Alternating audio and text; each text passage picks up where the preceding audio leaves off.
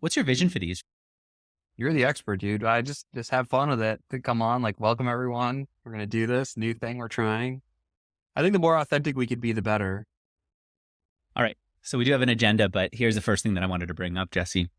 I haven't yet posted the first episode of the podcast. We have recorded now 4 episodes and I haven't posted them. And I'm the podcast guy. I've done it for other people. I've done it for myself. It is just, it's taking me forever. And one of the reasons why I didn't want to have this recording right now is because when am I even going to get to publish it? And it's one more item on our list. And just because you're Jesse, and I feel like the best way to relate to you is to just dig deeper and be more honest and open. I have to say that one of the things that I'm realizing is that when I when I have trouble doing something, I double down on having to do it and then quieting down until I get it done. It's like, well, I didn't publish the podcast episodes. We're still editing. I better just shut up about it and get it done. I can't burden other people with it or even talk about it. I've got to just get it done. So there Should it we is. should we do like a live conscious leadership coaching session on this for 5 or 10 minutes? Anything, because I hate suffering in private about this. And I also hate not having it up. Well, let's do it. Okay.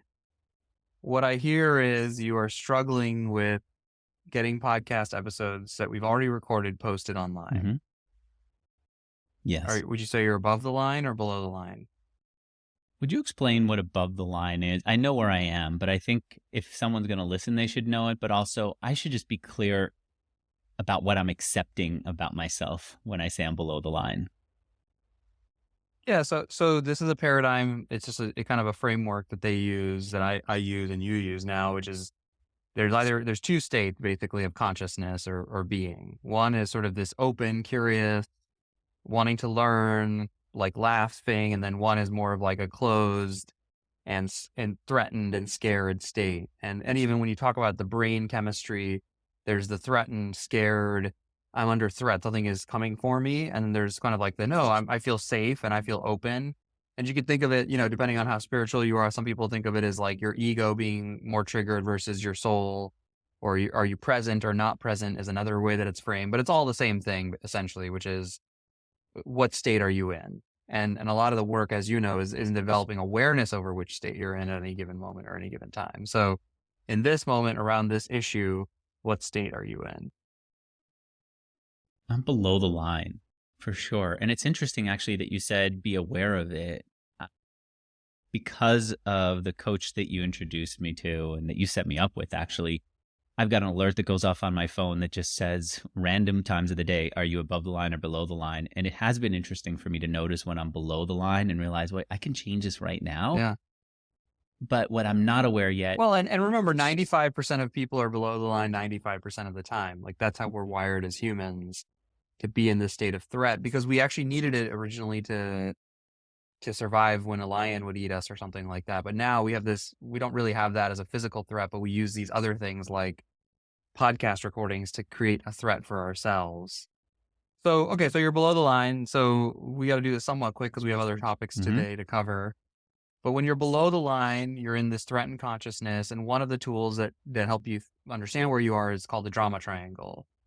And the drama triangle is, again, states of consciousness. So you're either in a victim state of consciousness, you're in a villain state of consciousness, or you're in a hero. The victim is the one who feels bad for themselves. The villain is the one who makes themselves wrong or bad or other people. And the hero is the one who goes, oh, I have a quick solution that's going to solve the problem, but they don't actually deal with the core issue at hand. So for just a minute, let's pretend you're a little drunk and get on this triangle and just bitch about the issue. Um, Big thing is it's villain that I think I go into. It's like, damn, how did I cause so much trouble by not publishing, by not moving it faster? Why am I not able to get the editing done right? Make it bigger. Make it bigger. You sound too controlled. Pretend you're like you're like, Okay. what the hell, Andrew? Why am I not doing this?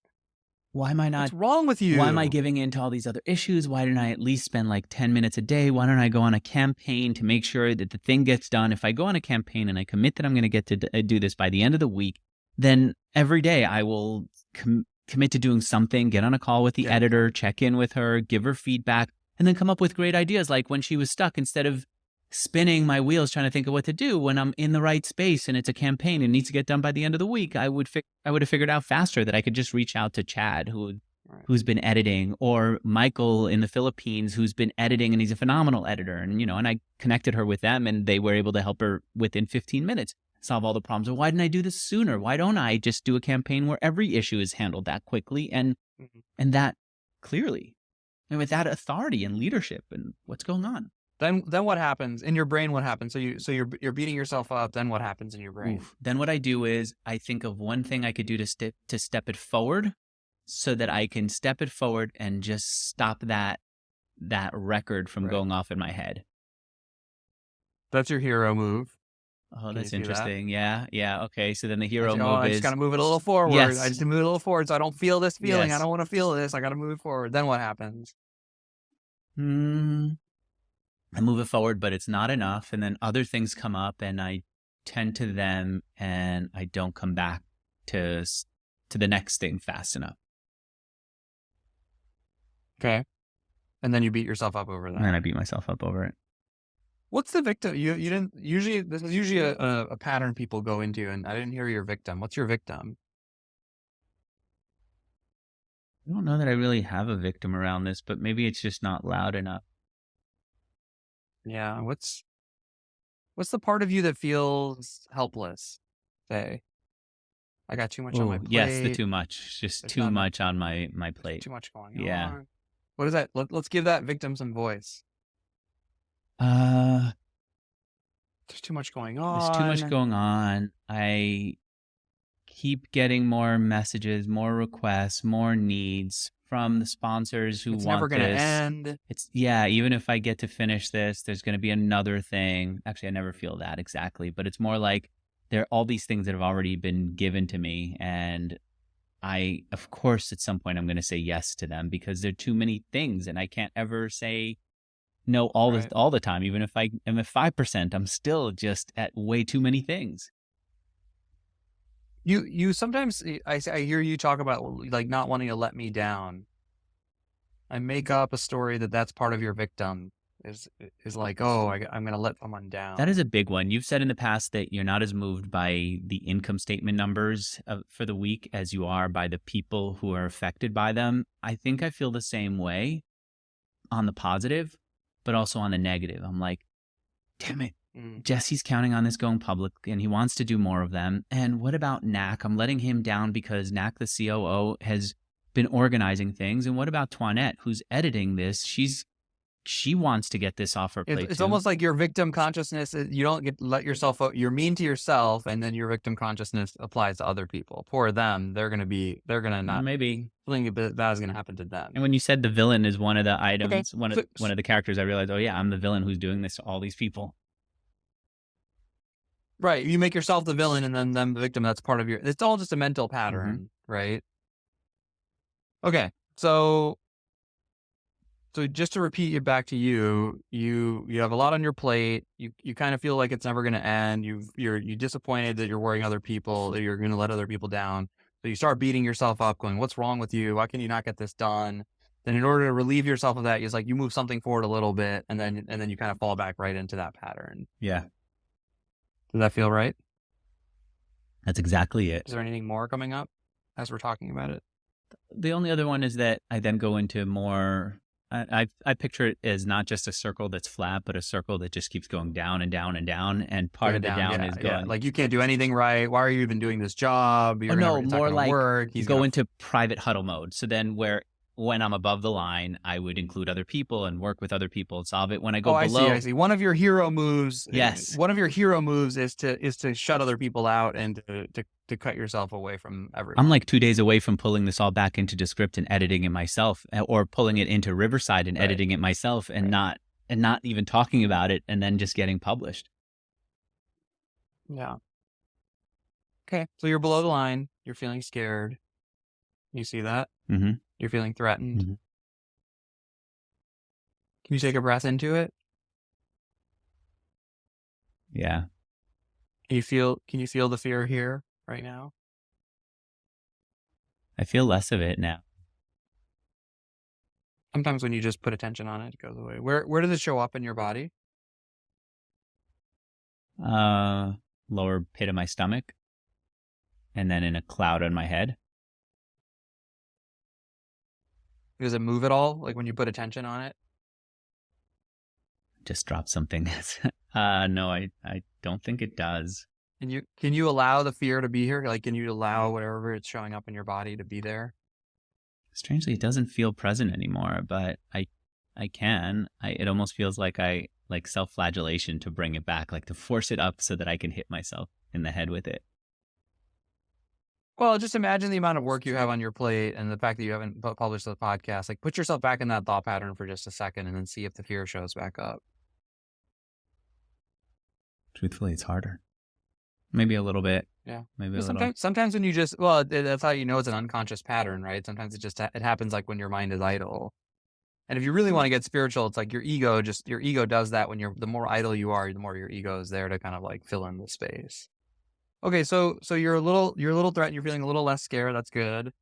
Can you accept yourself as scared? No.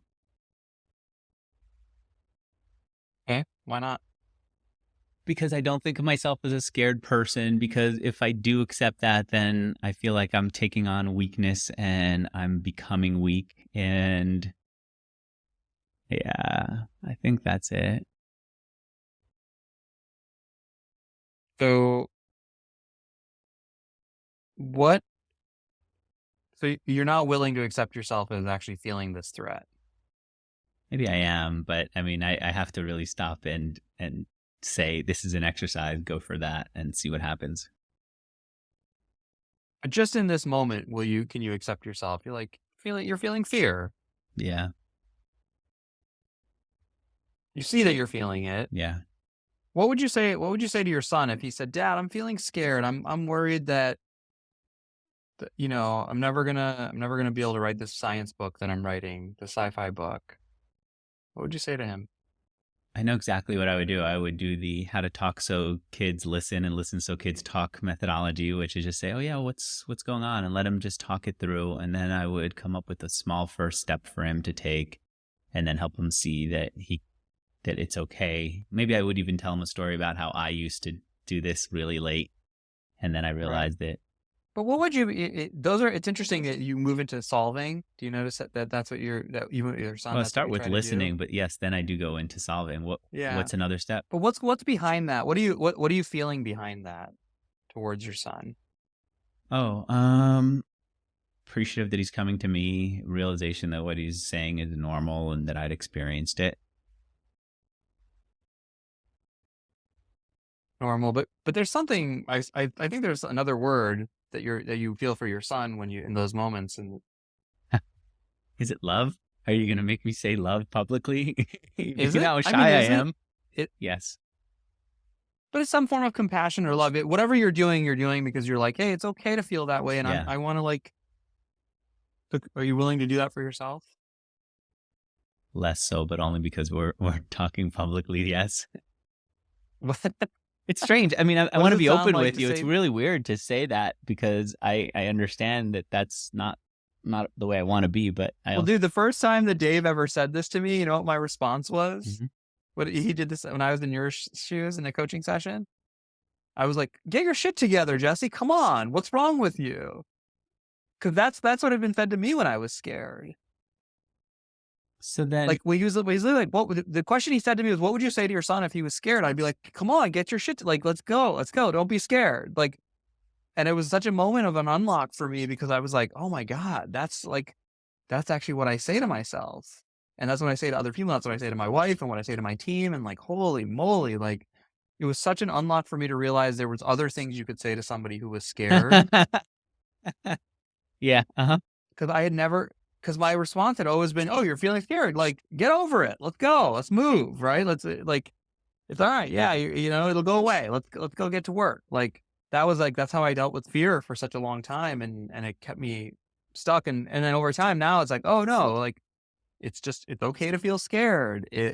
Like, oh yeah, it doesn't make you less lovable. It doesn't make you less worthy to feel scared. Like you said something about toughness or like that being, I make up that there's some like connecting your worthiness, like, oh, I can't feel that way. Yeah. Okay. So now All right. Are you willing to accept I yourself? am. Yes. Okay. But you're scared. Are you willing to appreciate yourself? What are a couple ways you could appreciate the fact that you feel this fear? That it matters to me, and I appreciate that I'm doing things that matter to me. I never want to do anything that I'm not fully invested in emotionally. Yeah, the Um, one in you who wants to be successful, who wants to win. yeah, That feels like a that I care about the product enough to sweat it or worry about it instead of just being like some kids I remember in college who would be this, let's just bullshit my way through this test. Like, I'm totally. not doing the test if I have to bullshit my way through it or the report. Okay. I'm willing to accept both of those. You have high standards. Yeah. What else do you see when you think about appreciating yourself I see worry. I see worry that now for I'm this? going to not get it done because I'm so busy appreciating where I am instead of pushing myself further. Okay. Can you continue to accept your below line? You're accepting yourself. Um, you just say it's just a human. It's just a human Yeah. thing. Natural part of being human. Yeah. I can do that. Okay. So now the next part of this process, you've done it with Dave, I assume, is they're called the willingness questions. So I guess the next question though is, are you willing to shift above the line? I am. Okay. I would like to. Eager. So I'll ask you these willingness questions, and the point of these is to answer very honestly. And sometimes, in my experience, having done it, the no's are actually more valuable than the yeses because the no's point to the area that's keeping you stuck. Mhm. Okay. Um, are you willing to feel all your feelings around this issue? Hesitating, but yes, because I know it's part of a process that will get me above the line. Sure. Are you actually willing though? Are you willing to Yes. feel your fear, your anger around this, your fear? Yeah. Are you willing to feel the anger you feel towards yourself? Yeah. I do that a lot. So yes, that one's easy. No, I don't know if you do it Oh, really? actually. Yeah, my story is you think it, but you don't actually feel it. And there's a big distinction there. Like the anger. Am I willing to feel the anger towards myself, you're saying? I think so. I could be wrong. I think so. I think if Have you and Dave done any of the CLG feelings? no, what I'm thinking is like I would wake up in the middle of the night multiple times with like anger and frustration towards myself for not having done something, and then I'll write a note for the next day to get on it. Right. But But that's there's a not. distinction between thinking. That's not so one of the things that conscious leadership talks about is feelings. Authentic feelings are only 90 seconds long. They're legitimately feelings. They're like, when you get really mad in traffic or something, you feel something and it kind of goes through your body and then it exits. If you actually let it go, like on a roller coaster, your fear, you just scream. You're like, "Ah," and it's gone. When you get off the roller coaster, you're like, I'm good. I don't feel that fear I felt Okay. anymore. And what they talk about in conscious leadership is they call it emotive cognitive loop, which is you keep yourself in that state of sort of where you are by constantly rethinking about it versus actually feeling the feeling. Oh, I see. You're saying that maybe I think I'm feeling it, but what I'm really what happens is I feel it for a second, and then I go into my head about it instead of feeling that. Yeah. Yeah, I do. Then Yes. I literally will go into Would you be willing narrative in for my the head. next 10 seconds to scream at the loudest volume you possibly are willing to scream at to mirror what this feels like, how you feel about your own anger towards yourself? It's gonna bring my wife into the room with the baby, but Just put something in your mouth. Cover your mouth. That's the sound. It's like the sound. Take a deep breath and do it again.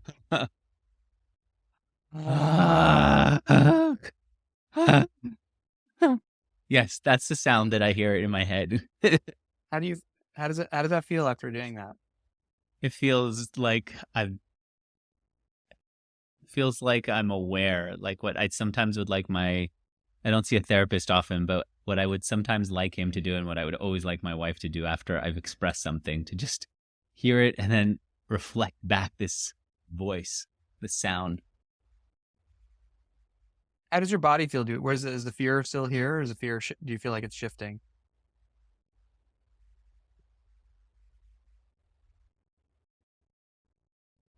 I think maybe I'm a little bit running away from this because what I'm thinking is, oh, this is such a cool exercise. I should show other people that this is part of our relationship. And instead of feeling it, I'm thinking ahead to how I can use this. And that's not helping. That's another way of running away. Stay here, right here. Yeah. Stay in the present for just one Yeah. second. Do you feel like, did that feel relieving? The groaning, the like, ah. Yeah. Yeah. For the purpose of time, because I know we probably want to move on, like when you have this thought pattern go through your head for the next week, will you stream or do whatever sound comes, like instead of thinking about it and getting into that loop, will you just feel through it? Will you just do that groan you did? And then Okay. like we can Middle of talk the in a night, week this about how happens, it, and I go, damn it, I still didn't do it. You're saying instead of taking out my phone, writing a note for the next thing that I should do tomorrow to move it forward, just lay there in bed and feel the pain. Or yeah, feel whatever whatever it you're is. feeling. I'm willing to do that. That anger or that frustration with yourself, let it out. Let it flow through. Okay, I'm willing to do that. And I've done this. I'm the master of this. But like what we do, part of the reason that this perpetuates, like there's a saying of whatever you resist persists. Yeah. And so this whole thing is like a fancy mechanism you've designed to not actually feel the feeling of like frustration. And I have a sneaking suspicion that there's some disappointment or sadness underneath that. Yes. Once Yes. you let the anger through that yeah. Do you feel it now? The disappointment or sadness? Feeling the Like relief there's for some version of talking like, why about it. can't I get all this? Say it again. I'm feeling the relief for having talked about it.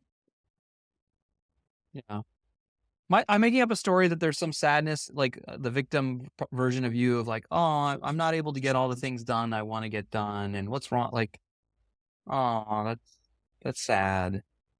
I'm disappointed. I'm disappointed in myself. And then it goes to, I don't deserve to go running now. I don't deserve to whatever. Mm.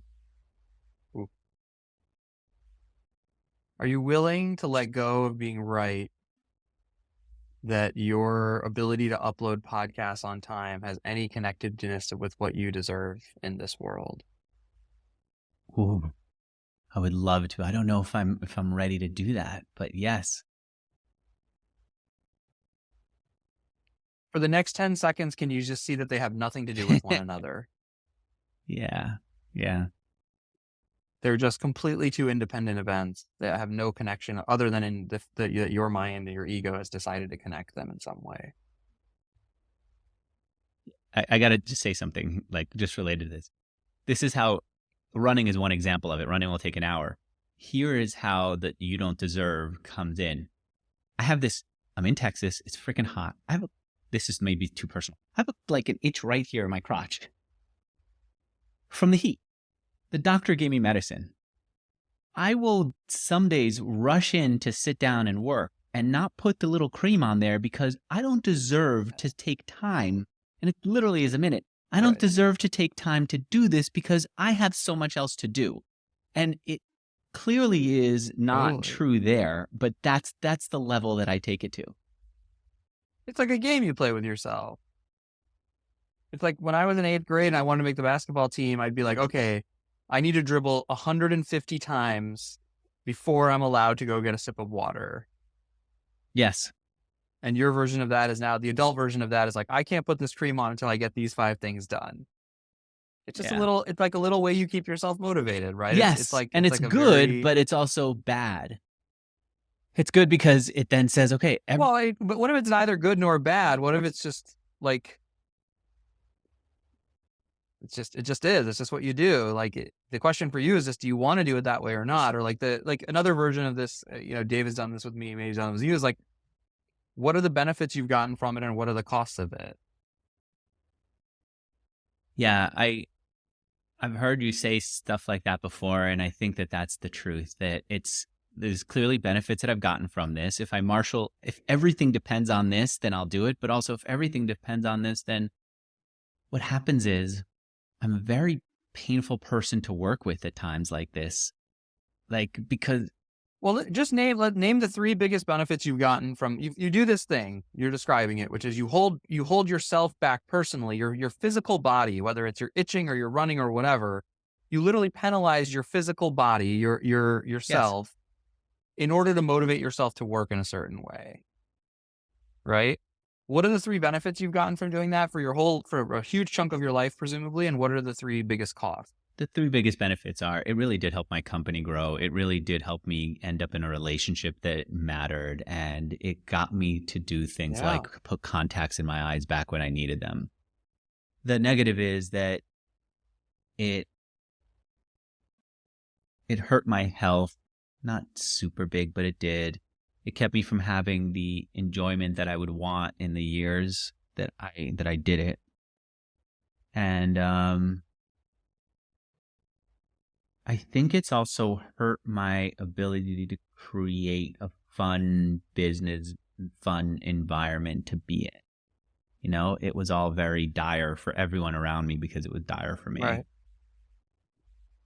Right. Are you willing to let go of this pattern? Yes, I'm willing to. Are you actually willing to let go of it? I am, because as I talk about it, it sounds really silly. If you see the math in front of you and you say, or if you see the calculus and you say, do you want this for that?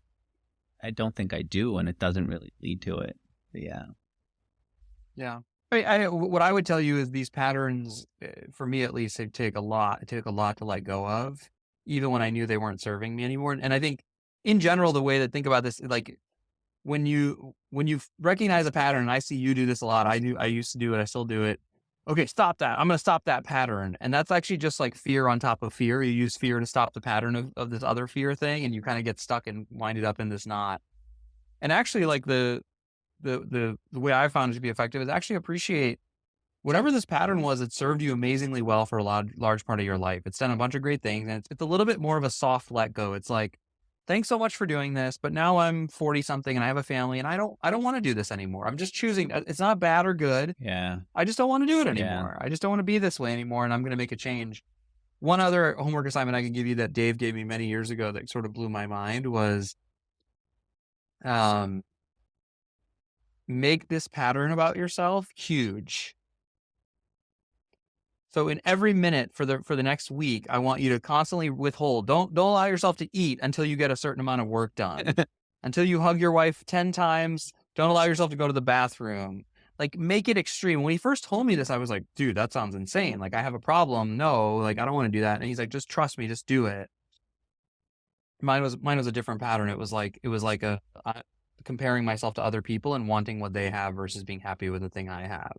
That was my pattern. And so he's like, pretend you want a different wife, pretend you want different kids, pretend you want a different car, pretend you want a different, like, and I started doing it. And you said this just now, but it started to feel ridiculous. Like, it started to feel absurd that I like would, but I do it, but yet I would do it all the time with my business, or I would do it with different employees. And so the purpose of that, if you try it even for 2 days, I think what it does is it really makes, it kind of puts a red flag on that pattern.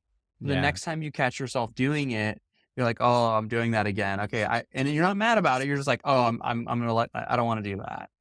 I'm going to put the cream on my body, or I'm going to go for a run. Cause like, I noticed that I'm back, like that pattern showing up again. And I'm not mad about it. I'm not scared about it. I'm just not going to do it. Like, I can see that pattern is I'm back. for trying that.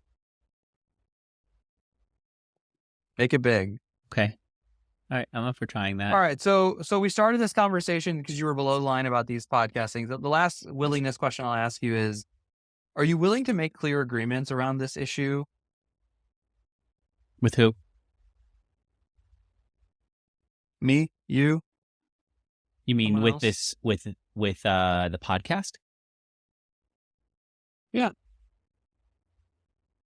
I am. I think it would help me to do that. So it would help me, for example, to just say, I'm going to commit to just publishing this as the first episode before anything else, with light to no editing, and just relieve myself of the pain.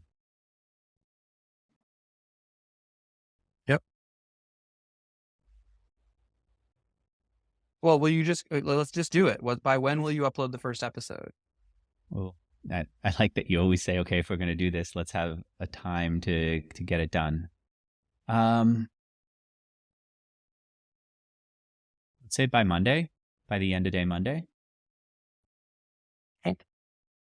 You just to be clear, you're not under any duress from me. Like you can do, you can not do it. Like, do you feel like right now in this moment you could not do it if you don't want, or you still have the pressure? Do you still feel like you have a thumb on your?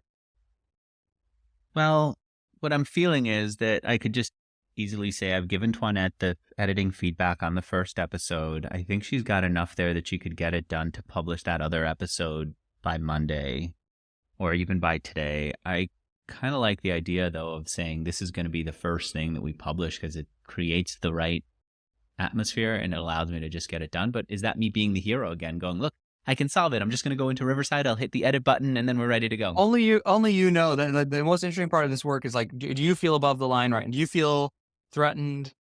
Do you feel like closed physically, or do you feel open, curious? Ooh, that's a like good you could do realization. anything. When I think about like throughout the day, when the alert goes off and says, are you above the line or below the line? One of the things I realize is when I'm in the moments when it catches me above the line, it's like such fun work. I'm going, this is so cool. I'm doing this and I'm going to adjust that. And it doesn't matter what anyone says because I got this crazy idea and I want to do it.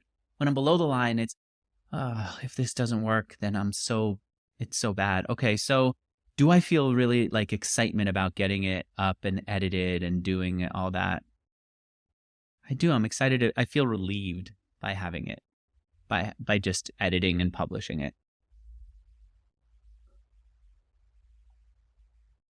What happens Cool. if I don't hit the agreement? So you'll get it done by Monday, end of day? Yeah, what happens if I don't, though? If you don't feel that way? If I don't get it And done? you go back into that? No, if I don't get it done. Well, we'll cross that bridge. Well, I mean, we've talked about integrity and agreements, right? And I think you and I Come have back and agreed that renegotiate. 85% of the time we'll do what we say we do by when we say we'll do it. 10% of the time we'll renegotiate ahead of the deadline.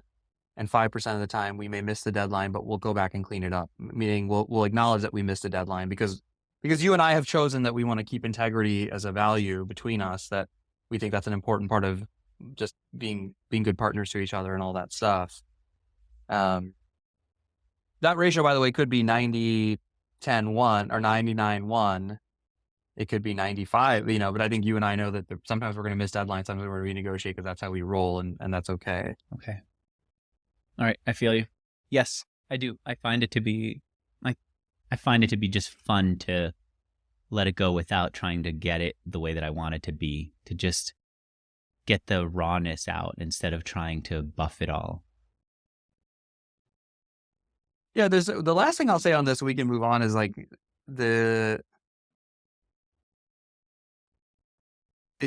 part of me, one of my wishes for you for the medium to long haul of all of this is like, you can approach this with the play genius curiosity that exists inside of you, and not the part of you that says this is dire and really, really important, and if it goes wrong, it's the end of the world. And it's so funny because knowing you, I see both sides of you so clearly that way. And this guy, like the second guy, is like, he's weak and he's afraid and he's worried, and like, I don't know. It's worth at some point thinking through, like, I don't know, what if this did all go wrong? Like, you'd be fine. Like, I know, I do keep hearing your voice in my Right. head, because in my head, it's always, if this doesn't work out, then here are all the lists of things that suck. And there are a bunch of others that I hadn't even thought of.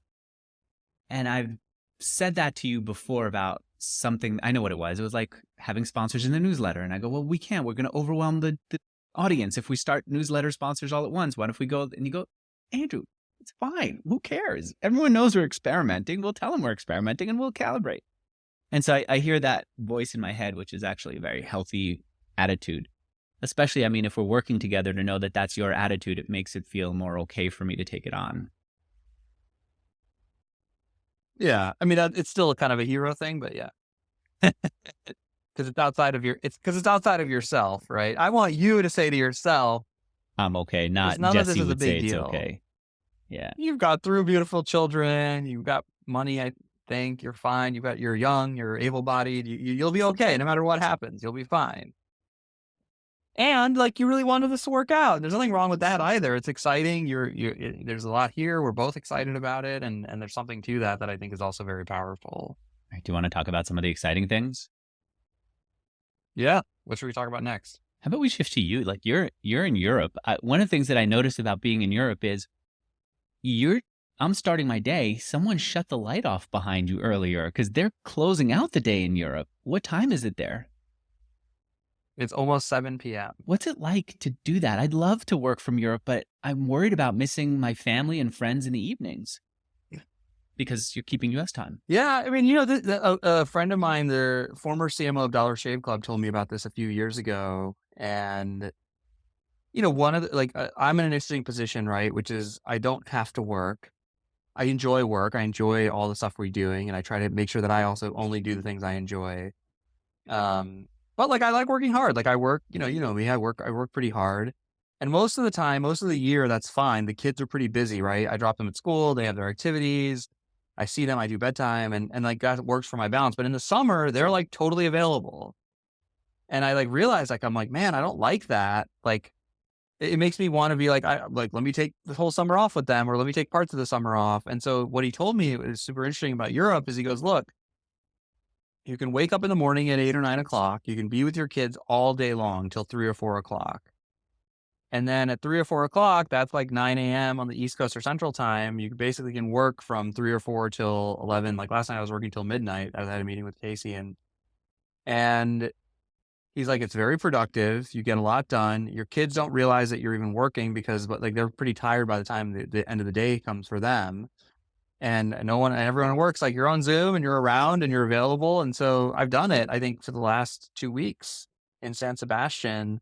Today's my last day, and then I'm going to take the week off next week, as you know, and kind of vacation around here. But it's been great. I mean, it generally has been. I would endorse it to someone. I think it's a little weird and tiring, especially at first. It's like, oh, the day is ending now. We've been biking and hanging out all day. Now I'm going to go. I have to like get on all of a sudden. I think that's been a little tough. And then I mean, I just don't like remote work. I like being in person, as you know. So it's a little like I feel a little on an island here, literally, like just sitting here trying to figure that part out. That's probably been the downside of it. Um, but in general, it's worked. It's worked quite well. Like I would recommend it.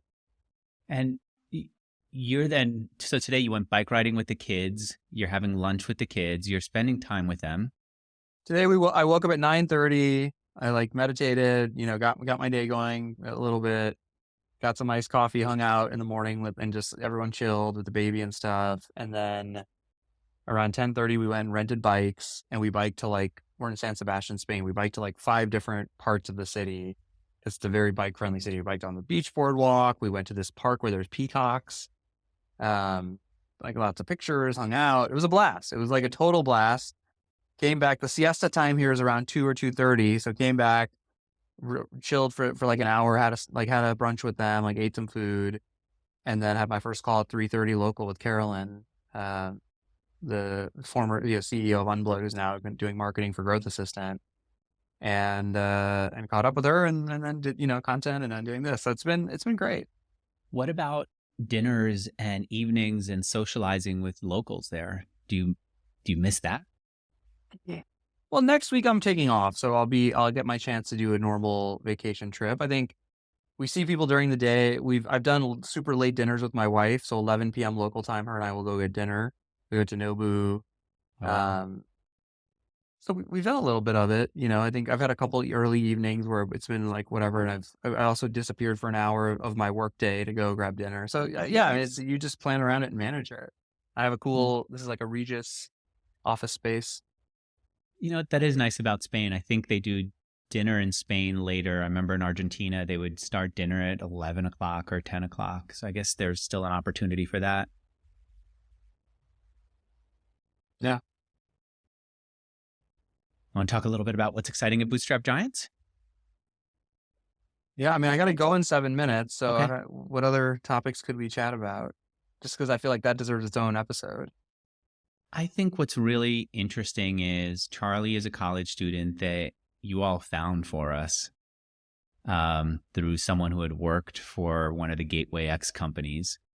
And he's a writer who I sense was maybe giving up on writing and was going to pick another career choice. And he started writing for us, and he's doing great. Like, you could see that there's this, he's picking up on trends. He's picking up on writing that's exciting him. He's experimenting. It's just been so fun to watch that. And I remember you saying that people can learn this, and that Achint, who's now managing your other company, Growth Assistance Marketing, was a writer. And you go, this guy wasn't even born in the US. English is not. Well, here's Mhm. this is a great way to end this episode, I think. Like, you know, two of the big business trends that I've had the fortune of being a part of, one was Facebook advertising, With right? Ampush. The second one has been, yeah, with my first company, Ampush. The second one has been organic content on Twitter and LinkedIn. And both of them, I kind of caught the wave at the right time, which is super important, I think, for any kind of new business you want to start. And in both cases, I've run into the same problem. And I was telling you this with Facebook. We tried to go hire people who knew how to do Facebook ads. There was nobody because Facebook ads had never existed. And so we hired one guy at Search. He was pretty good. He was actually very good. But then we hired another person at Search. They weren't good. And we just kept struggling to find people who could do this thing called Facebook advertising. And so then eventually I said, you know what? The thing I did in my career, my first jobs were they were these tight, big firms like McKinsey who would hire young, bright people and just teach them how to do the thing. And so I said, let's try that for Facebook ads. And honestly, we never looked back. And of the first class we hired, one guy is like the head of marketing at DoorDash. He's got 100 reports and a $200 million budget today. Like, we basically have created the like coaching tree of digital marketing. And I think the same thing is going to happen with us, dude, with our Bootstrap Giants content stuff. Because Achint, who runs Growth Assistant, is 21 years old. This guy, Charlie, like, and I think anyone listening, like, I think there's so much value in hiring young, motivated, smart people, showing them the problem and then working with them and coaching them to teach them to become strong at it. Because the book has never been written, there's probably like 100 people who know how to write really good social content right now in the world. And just like back in the day, there was maybe 50 who knew how to do Facebook ads. I knew who all of them were. And I think that thing, when you find a new thing, don't try to teach an old dog new tricks. Like, I think go find a young, bright, smart person and teach them how the game works. And the way I convinced Achint, by the way, it was like, oh, it's just a video game, dude. Every day you do some things in the video game, you get some feedback, and like, whether you won the level or beat the level based on how big the impressions are. And at first he looked at me like I had 3 heads, and then he started doing it, and he would text me these excited things like, oh man, I'm on the next level of the video game. And I think there's something about young people in that sort of orientation that I think is really powerful. And it's like what I think we should also do as we grow and hire. And then, but by the way, the other awesome thing about young people is in 2 years, Achint is going to be able to train 3 people on how to do this. And Right. same thing with Charlie. He'll be able to like, and you just create this capability. And that's literally what we did at Ampush. That's how we scaled all of it. All right. That is a great place to leave it. Thanks, Jesse. I'm going to play with editing. Okay. Thanks. Bye, everyone.